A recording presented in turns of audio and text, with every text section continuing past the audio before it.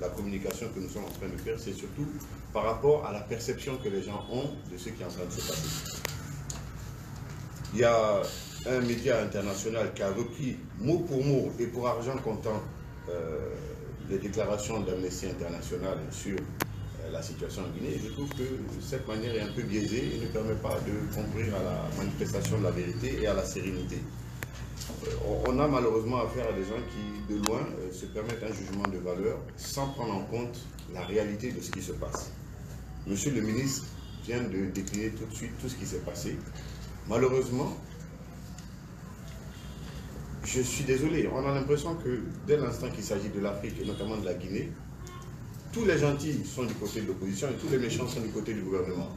Tout ce que l'opposition fait est bien, tout ce que le gouvernement fait est mauvais. Et dès qu'il y a quelque chose qui se passe mal dans ce pays, c'est le gouvernement qui est responsable. Il y a eu quand même des actes très graves qui ont été posés, on les a cités tout à l'heure. Et j'ai aimé la réaction d'un journaliste guinéen sur un site que j'ai consulté il n'y a pas très longtemps, qui a posé la question au représentant de l'Amnesty International en lui demandant comment ça se fait qu'il n'avait pas évoqué la question du train et des gendarmes qui avaient été tués. Voilà la réponse d'Amnesty International. Nous n'avons pas recueilli d'informations sur l'identité des agents des forces de défense et de sécurité tués, ni sur la façon dont ils ont été. Si vous avez un lien qui revient sur ce drame, cela nous intéresse. Avec tout le tapage médiatique qui a été fait autour de ça, avec tout ce qui a été dit, avec la gravité des faits, les représentants d'Amnesty International n'ont eu aucune information sur le massacre de 4 agents sur un train qui a déraillé et d'un autre qui a été massacré à Bamito par une foule en furie. Il était désarmé. Ils n'ont eu aucune information par rapport à ça. Comment voulez-vous qu'il y ait une sérénité après, si ce n'est pas le courage du ministère de la Citoyenneté de travailler avec des organisations qui ont une approche binaire de la situation en République de Guinée et qui ne nous facilite pas le travail. Par contre, lorsqu'il s'agit de relayer des informations qui parfois sont tout simplement des montages grossiers, ces ONG se font un plaisir de les divulguer. On a été sous le coup de l'émotion quand des réseaux sociaux ont publié l'image d'un enfant de 3 ans qui avait eu une balle dans la tête. Quel est le gouvernement qui est suffisamment criminel et irresponsable pour envoyer des agents tuer un bébé de 3 ans?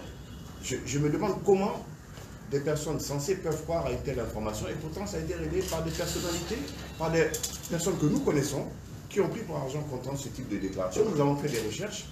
Dans toutes les morgues de la République de Guinée que nous avons parcourues, il n'y avait pas d'enfant, il n'y avait pas de bébé. Le plus jeune avait 14 ans. Alors peut-être que les circonstances ont fait que cet enfant a été enterré plus tôt. Je salue la mémoire de cet enfant, quelles que soient les circonstances dans lesquelles il est décédé. Mais systématiquement, faire porter cette responsabilité et dire que c'est une action concertée du gouvernement, c'est de la mauvaise foi et ce n'est pas responsable. J'ai entendu sur des réseaux sociaux une dame qui parlait de viol dans un commissariat. On a envoyé des enquêteurs sur place, on n'a eu aucune plainte, il n'y a rien qui a été enregistré en ce sens-là. Mais là aussi, ce sont des informations qui sont relayées parfois par des responsables politiques. J'ai entendu sur une émission de Grande Écoute, un responsable de l'UFDG dire que ce sont les policiers qui vont violer les gens. Là où je vous parle, il n'y a eu aucune plainte dans ce sens-là et rien n'a été enregistré. Encore une fois, c'est très facile de se faire l'écho de détails triviaux, de fake news et d'occulter la réalité. Cela ne rend pas service aux victimes. C'est encore plus grave lorsque ces ONG, sur la base de quelle affirmation, de quelle investigation, disent que la justice n'est jamais rendue, qu'il n'y a pas d'enquête. Ça aussi c'est très grave. Il suffit de consulter ce qui se passe et les médias guinéens. Les médias guinéens se sont largement fait l'écho de la conférence de presse du procureur de la République, monsieur le ministre général dessus, où il a même donné un numéro de téléphone pour que les gens puissent témoigner, où il a annoncé 20 autopsies en cours. Et c'était la même chose avant. J'ai ici, peut-être que le ministre de la Justice va se fâcher contre moi parce que je rentre dans le secret de l'instruction. Lors des violences de février de l'année dernière, j'ai un rapport de la DPJ avec un rapport balistique sur des armes et des balles qui ont été retrouvées dans le corps. Ce n'est pas un travail de détail, c'est un travail profond, fouillé, où on aboutit à des conclusions qui ne sont données qu'au tribunal. Mais les gens veulent que le travail de l'enquête et de la justice soit le même que celui des médias et de l'opinion publique. Ça ne peut pas être le cas. Je vous donne un exemple très simple. Ici, on vous dit photo numéro 2. Vue rapprochée montrant une balle de cartouche d'AK-47 non tirée par une arme à feu portant des traces de frottement au niveau de la partie centrale, donc retirée de force de son étui. Voilà l'exemple d'une balle qui a été trouvée sur un corps et qui manifestement n'a pas été tirée, qui a été introduite à l'aide d'une pince. Voici les difficultés auxquelles nous sommes confrontés, sur lesquelles on est obligé de se taire, mais qui sont exploitées en disant qu'il n'y a pas d'enquête. Voici notre balle. Vue de détail montrant un projectile métallique en acier portant traces de brûlure de poudre, des impacts de choc déformant l'aspect du bout et dont la pointe est enfoncée. Probablement une balle d'arme à feu de type inconnu de la collection des forces de l'ordre. Voici encore des éléments d'enquête. Ce n'est pas sérieux de faire croire que le gouvernement guinéen ne s'occupe pas des victimes, n'a rien à faire des enquêtes. Ce n'est pas sérieux, ce n'est pas responsable. Et bizarrement, ça intervient toujours à des moments de tension et ça ravive les colères d'un certain nombre de personnes qui de bonne foi s'indignent et d'autres personnes qui de mauvaise foi font semblant de ne pas voir la réalité des choses. Nous travaillons à ce que la manifestation de la vérité soit faite et il n'est pas question qu'on se laisse distraire par des rapports d'ONG et malheureusement d'un certain nombre de médias qui ne prennent pas la peine de trier le vrai du faux et de venir à la source de l'information. Voici mes collègues ministres, très peu d'entre eux, et s'agissant de mon ministère, aucun de mes services d'enquête n'a reçu un représentant d'une ONG de droits de l'homme pour venir discuter de ces aspects-là. Donc je me demande d'où viennent ces enquêtes et d'où viennent ces rapports. Ce n'est pas fini. On nous dit qu'actuellement le gouvernement guinéen procède à des arrestations ciblées. Je me pose la question de savoir ça veut dire quoi cibler. Ou bien ils auraient préféré qu'on fasse des arrestations au hasard, c'est-à-dire on attrape les gens au hasard dans la rue parce que tout simplement leur tête ne nous revient pas. Oui, ce sont des arrestations qui concernent des personnes qui ont été désignées, dont un certain nombre d'éléments prouvent qu'ils ont pu participer. Et lorsque ce n'est pas le cas, la justice les libère. Monsieur le ministre vous le dira tout à l'heure. Lors du scrutin de mars dernier, des personnes ont été interpellées. On nous dit encore sur quelle base. Sur quelle base? L'article 190 du Code électoral est très clair. Quiconque trouble les opérations d'un bureau de vote, porte atteinte à l'exercice du droit électoral ou à la liberté de vote, et ainsi de suite, est puni d'un emprisonnement d'1 ou 2 ans et d'une amende.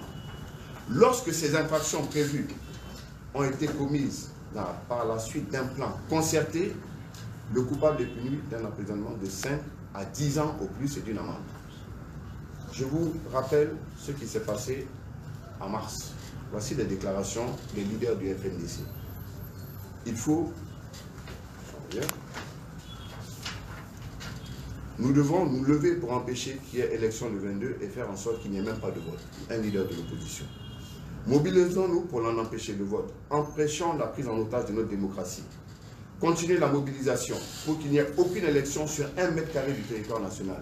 Voici des preuves matérielles d'un plan concerté pour empêcher que les Guinéens exercent, eux, leur liberté fondamentale, celle d'aller voter. Et ça, Amnesty ne l'a pas vu, aucune organisation internationale n'en parle, aucun média, y compris vous d'ailleurs, n'en parle. C'est quand même extraordinaire que tout ce qui est mauvais et qui vient de l'opposition soit automatiquement absous par je ne sais quel mécanisme de sainteté qui s'attache automatiquement à ceux qui contestent le pouvoir. On a eu ici un leader qui a dit Alpha Condé a exprimé le soin de mourir président. On va l'aider, mais ce sera avant 2020, car il n'est pas interdit de tuer des présidents. On a vu un autre dire ces gens cagoulés, donc les policiers qui vont à l'intervention, sont des tortionnaires, il faut les brûler et les tuer, parce que ce sont des hors-la-loi. Un leader d'opposition qui le dit.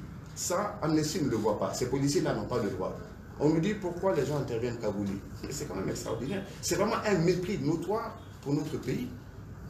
Aujourd'hui, il y a un débat en France où on interdit aux gens de montrer la tête des policiers. Vous avez des unités spécialisées dans tous les pays du monde qui interviennent cagoulés parce qu'ils ne doivent pas être reconnus. Ce sont des unités d'élite qui parfois font de l'infiltration. Mais quand c'est en Guinée, on dit que c'est un kidnapping. Donc j'aimerais qu'on fasse preuve de discernement et qu'on arrête de prendre les Guinéens pour des gens qui ne méritent pas d'être gouvernés par des lois et des institutions, mais qui doivent être régis par les opinions des organisations de la société civile ou d'un certain nombre de médias partisans. Ce n'est pas juste, ce n'est pas honnête, et il était temps pour nous de rétablir la vérité, en attendant que, sur la base de vos questions, nous allions plus loin dans l'investigation. Merci pour votre attention. Merci.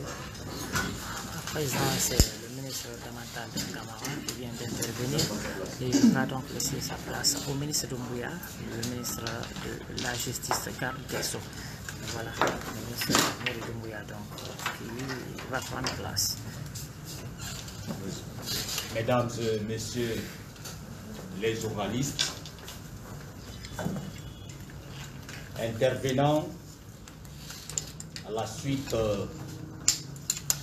des brillants exposés des membres du gouvernement présents dans cette salle, je voudrais rappeler avec conviction et une foi inébranlable que la République de Guinée, conformément à sa constitution et aux instruments juridiques internationaux librement ratifiés par les instances compétentes de la République,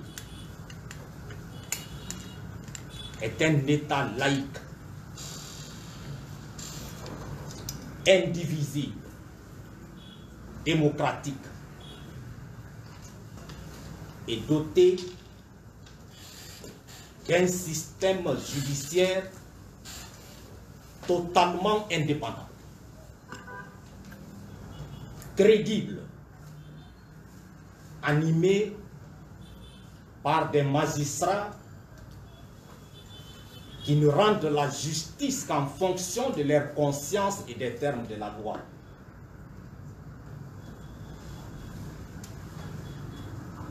Nous sommes, et donc le ministère de la Justice, et j'interviens en ma qualité de ministre de la Justice, garde des Sceaux,